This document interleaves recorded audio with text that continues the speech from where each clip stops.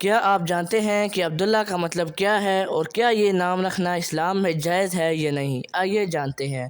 بسم اللہ الرحمن الرحیم۔ السلام علیکم۔ آج ہم آپ کو بتائیں گے نام عبداللہ کے بارے میں۔ اس نام کا مطلب ہے اللہ کا بندہ، سب سے زیادہ پسندیدہ ناموں میں سے ایک۔ یہ نام اسلامی تاریخ میں نہایت اہم اور بابرکت والا سمجھا جاتا ہے۔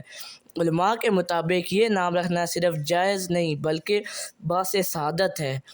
یاد رکھیں، بچوں کو اچھے اور بابرکت نام دینا والدین کی اہم ذمہ داری ہے۔